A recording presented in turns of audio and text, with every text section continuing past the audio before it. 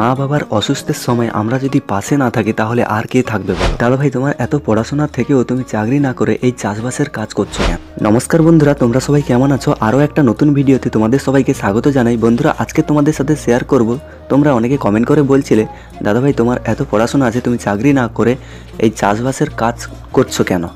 তো কেন চাষবাসের কাজ আমাকে করতে হচ্ছে, চাকরি কেন করছি না?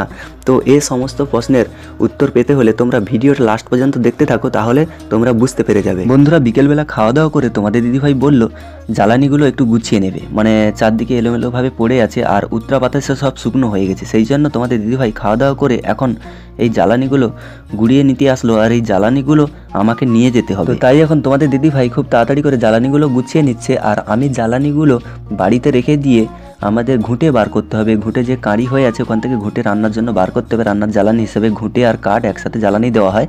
তো ঘুঁটে নিয়ে এসে তারপরে তোমাদের দিদিভাই আর আমি একটু জল আনতে যাব, মানে তোমাদের দিদিভাই জল নিয়ে আসবে না, আমার সাথে এমনি একটু যাবে। তো আমি জল আনতে যাব দুটো বালতি নিয়ে। তো তোমরা ভিডিওটা কন্টিনিউ দেখতে থাকো। এখন তোমাদের সাথে আমি শেয়ার করছি তোমরা যে কমেন্ট করছিলে পড়াশোনা করে চাকরি না করে এই চাষবাসের কাজটা কেন বেছে নিয়েছি। তো চলো এখন শুরু করা যায়। তো বন্ধুরা, প্রথমে আমি পড়াশোনা কমপ্লিট করেছি মামার বাড়িতে, ওখানে এইচএস কমপ্লিট করেছি। তারপরে কলকাতা টালিগঞ্জ কলেজ যে আছে আইটিআই কলেজ, ওখানে পড়াশোনা করেছিলাম। আমার যে ট্রেডটা ছিল ডিএমএম, মানে ড্রাফটসম্যান মেকানিক্যাল। তো আমার যে সিনিয়র দাদারা ছিল তারা কিন্তু এখনও পর্যন্ত অনেকে আছে যারা ক্যাম্পাসিংয়ে ভ্যাকেন্সি পায়নি কোম্পানিতে। তো সেই জন্য ওখানে পড়াশোনা করতে করতে আমি ভাবলাম যে এটা যদি আমি ক্যাম্পাসিং না পাই তাহলে আমার 2 বছরটা এমনিতে যাবে। তো তারপরে ভাবলাম যে আমি বাড়িতে এসে বাবাকে বললাম যে আমি হোটেল ম্যানেজমেন্টে পড়াশোনা করব। তো হোটেল ম্যানেজমেন্টে ওখানে কিন্তু ভ্যাকেন্সি এমনিতে সমস্ত হোটেলে দেয়। তারপরে আমি কলকাতাতে progressive institute of hotel management যে কলেজটা আছে কলকাতাতে, মানে ওটা গড়িয়াতে আছে, তোমরা জানো অনেকে, হয়তো যাদের কলকাতাতে বাড়ি তোমরা অনেকে জানো। তো ওইখানে পড়াশোনা কমপ্লিট করার পর আমাকে ট্রেনিংয়ে পাঠালো হায়দ্রাবাদে, মানে হোটেলে ট্রেনিংয়ে পাঠালো প্র্যাকটিক্যালি।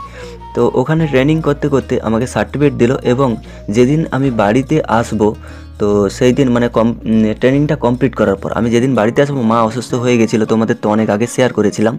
তো আমার কিন্তু বরাবর স্বপ্ন ছিল যে আমি কিন্তু চাকরি করব না, মানে চাকরি করব না বলতে আমাদের দ্বারা চাকরি হওয়া সম্ভব না, কারণ চাকরিতে যে কম্পিটিশান আছে, আর তোমরা তো জানো যে ভালো ভালো স্টুডেন্ট এখন চাকরি পাচ্ছে না, তো আমরা কি করে পাবো? আর চাকরিটা তো ভালো ভালো স্টুডেন্ট বসে আছে অনেকে, আর তাছাড়া যাদের এই ধরো হ্যান্ডিক্যাপ বা অন্যান্য সুবিধাগুলো আছে তারা কিন্তু চাকরিটা পেয়ে যায় খুব ইজিলি, আর সাধারণ বাড়ির ছেলে হলে কিন্তু পাওয়া অসম্ভব।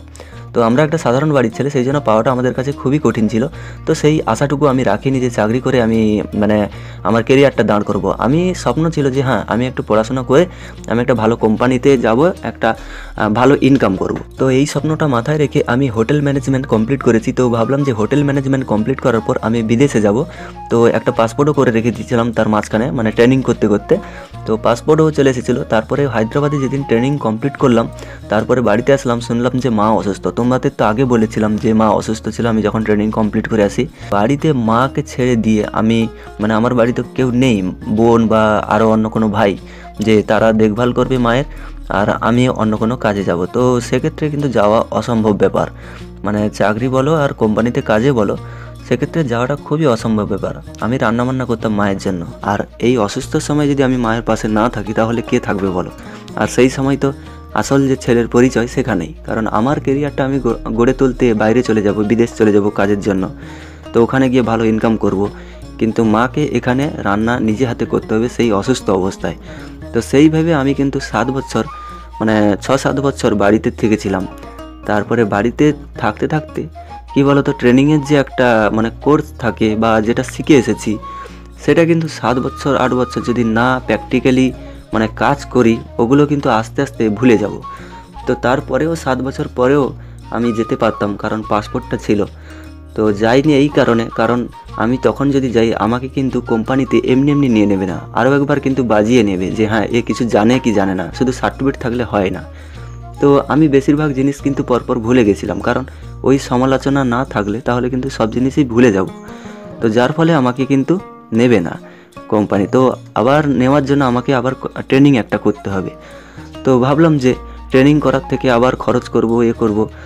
তো ভাবলাম যে বাবার সাথে আমি চাষবাসের কাজ করি, এর ফলে কি হবে, আমি বাড়িতেও থাকতে পারবো, বাবা একা আছে বাবার দেখভালও করতে পারবো, কারণ বাবা যদি বয়স হয়ে যায় তখন দেখভাল তো বাবাকে আমাদেরকে করতে হবে।